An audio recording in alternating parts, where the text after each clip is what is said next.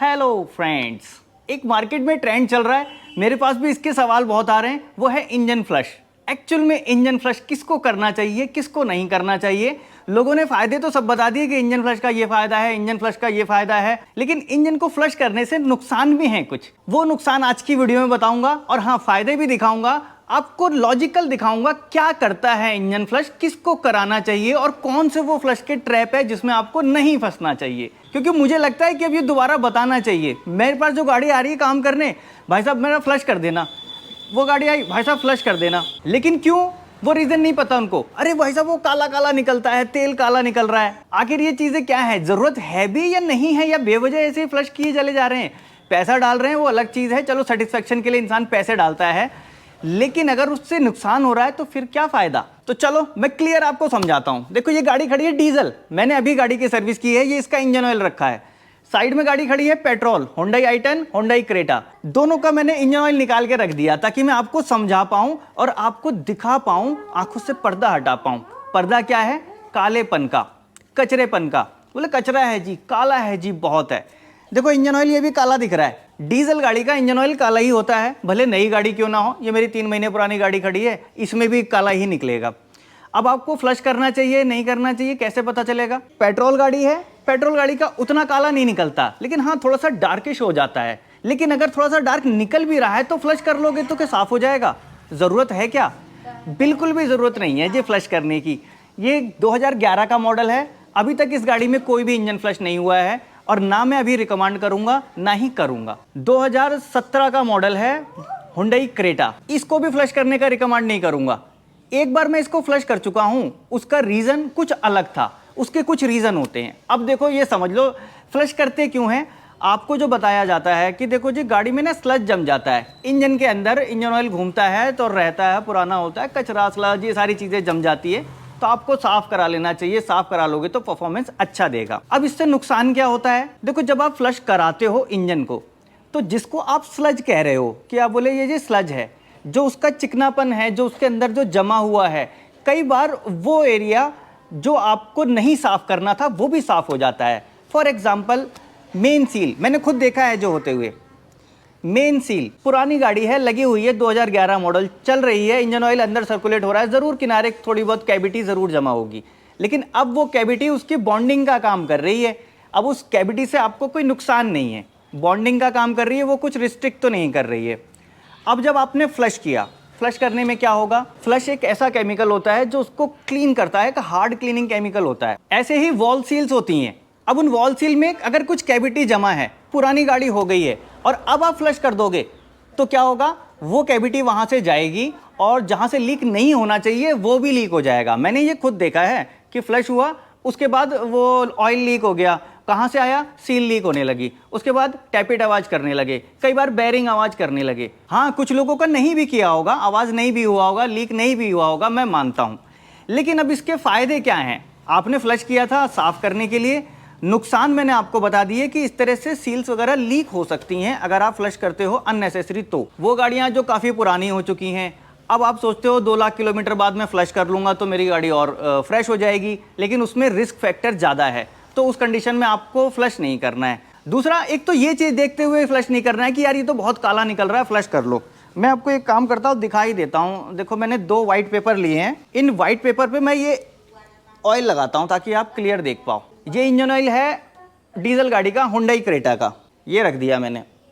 अभी एक और वाइट टिश्यू लिया मैंने, इस पे मैं लगा दूंगा इंजन ऑयल पेट्रोल गाड़ी का। देखो ये कलर दिख रहा है आपको, डीजल गाड़ी पेट्रोल गाड़ी। अब इसमें आपको कलर कैसा दिख रहा है और यहाँ पे कैसा दिख रहा है, निकलते समय जब आपको दिखेगा तो वाकई में कुछ ज़्यादा काला दिखेगा। इसको देखेंगे तो बोलेंगे बहुत कचरा हो गया, इसको देखेंगे तो बोलेंगे बहुत कचरा हो गया। बस इसी का फ़ायदा उठाते हुए लोग आपको इन्फ्लुएंस करते हैं कि साहब फ्लश करा लीजिए। अभी मैं फ्लश के फ़ायदे भी बताऊंगा आपको, लेकिन मैं पहले इस पे हूँ कि आप समझ जाओ एक्चुअल में फ्लश को। कुछ लोग इस तरह से इन्फ्लुएंस करते हैं कि ये बहुत काला दिख रहा है, फ्लश करा लेना, तो वो वाले चक्कर में मत पड़ना। ये जो फ्लश के केमिकल होते हैं, ये केमिकल एक ऐसी चीज़ है, आप इसको जब चाहो जैसा कलर दे दो। ये जो काला इंजन ऑयल दिख रहा है ना आपको, ये बिल्कुल वाइट बन के निकलेगा। लोग इसको कलेक्ट करते हैं, आपने देखा होगा सर्विस सेंटर में ये जमा कर लिया जाता है एक ड्रम में, फिर एक डिस्ट्रीब्यूटर होता है वो उठा के ले जाता है, फिर उसके अंदर एक केमिकल डालेगा, 2 ड्रॉप डालेगा, वो 2 ड्रॉप में पूरा 10 लीटर का ऑयल सफ़ेद हो जाएगा, साफ हो जाएगा, कचरा सारा निकल गया, ऑयल साफ हो गया। फिर वो नए डिब्बे में डुप्लीकेट बन के बिकना शुरू हो जाएगा। तो इस तरह से होता है इंजन ऑयल का सर्कुलेशन। और जो फ्लश के केमिकल होते हैं उनके अंदर भी कुछ ऐसे केमिकल होते हैं जो मेटल के कांटेक्ट में आने पे, इंजन ऑयल के कांटेक्ट में आने पे खुद को काला कर लेते हैं, और फिर जब वो फ्लश बाहर निकलता है तो आपको दिखता है कि यार मेरी गाड़ी से वाकई इतनी गंदगी निकली है। अब आपको सिर्फ आंखों से देख के मन को सेटिस्फाइड करना है या फिर लॉजिकल फैक्ट के ऊपर जाना है? आप फैक्ट समझ लो। इंजन फ्लश के फायदे ये होते हैं कि आपका इंजन साफ सुथरा हो जाता है, अंदर से दिखता है साफ, जो शायद कभी आप अंदर आंखों से देख नहीं सकते। जो है वो वैसा ही है, कभी कैमरा डाल के देखोगे तो देख पाओगे। बाकी सफाई कहाँ की होती है? जहाँ जहाँ एरिया में कहीं ऑयल घूमता है, वहाँ टक्कर करता है, पीछे को निकलता है, सर्कुलेट करता है, उन एरिया में वो थोड़ा सा अपना एरिया छोड़ता है, वहाँ पे स्लज जम सकता है। क्या स्लज कभी रिंग पिस्टन के बीच में जमा हुआ देखा है? कभी नहीं देखा होगा। क्या मूविंग पार्ट, क्या केम शाफ्ट के बीच में आपने जहाँ पे वो घूम रहा है वहाँ पे स्लज जमा हुआ देखा है? नहीं देखा होगा, क्योंकि ऑलरेडी वो पूरा मूविंग पार्ट है, मूव हो रहा है, घूम रहा है, वहाँ पे वो जमेगा ही नहीं, वो लुब्रिकेशन कर रहा है। वो उन जगहों पर जाके जम रहा है जहाँ पे उसका कुछ काम नहीं था, उन जगहों पर जम रहा है। अगर जम भी रहा है तो वैसे तो आजकल जो इंजन ऑयल आते हैं, ओरिजिनल इंजन ऑयल आपने डाला तो वो भी नहीं जमता, क्योंकि इंजन ऑयल के अंदर ऑलरेडी क्लीनिंग एजेंट्स होते हैं, लुब्रिकेशन एजेंट होते हैं, और साथ में कई सारे एडिटिव्स होते हैं जो ये सारी स्लज को जमने नहीं देते, क्लीनिंग भी करते रहते हैं। तो जब वो स्लज आपके पिस्टन और रिंग का डिस्टर्ब नहीं कर रहा, आपकी केम शाफ्ट को घूमने में डिस्टर्ब नहीं कर रहा, किसी भी मूविंग पार्ट को डिस्टर्ब नहीं कर रहा, तो फिर प्रॉब्लम आपको कहाँ आ रही है? देखने में प्रॉब्लम आ रही है कि अंदर मुझे देखने में साफ दिखना चाहिए, जो कि आप तो कभी देख ही नहीं सकते। सीधी सीधी बात यह है। देखो, फ्लश सिर्फ उन कंडीशन में करना है जिन कंडीशन में आपको व्हीकल की कोई हिस्ट्री नहीं पता, ऑनर ने कोई घटिया किस्म का बिल्कुल ऑयल यूज़ किया है और उसकी वजह से जगह जगह स्लज कुछ ज़्यादा ही जम गई है, लाइन में स्लज जम गया है जहाँ से ऑयल सर्कुलेट होता है, जिसकी वजह से पूरा ऑयल नहीं जा पा रहा है, वो एक कंडीशन हो गई। दूसरा, आपने ही ध्यान नहीं दिया जी, 4 साल 5 साल गाड़ी खड़ी रही और वही इंजन ऑयल पे चलाते रहे, उस कंडीशन में करना है। इसके अलावा अगर आप रेगुलर इंटरवल पे ऑयल चेंज करते हो, अच्छी क्वालिटी का इंजन ऑयल डालते हो, क्वालिटी से मतलब ओरिजिनल इंजन ऑयल डालते हो, तो आपको कुछ करने की ऐसी ज़रूरत ही नहीं है। कोई फ्लश ऐसा ज़रूरत नहीं है कि भैया मैं फ्लश करूंगा तब मेरी गाड़ी अच्छी चलेगी, ऐसा कुछ नहीं है। अच्छा, फ्लश करने वालों को मैं एक और क्वेश्चन करूंगा। आप फ्लश कर रहे हो ये कह के कि भाई साहब ये ना अंदर जम जाता है तो इसको हम साफ़ कर रहे हैं।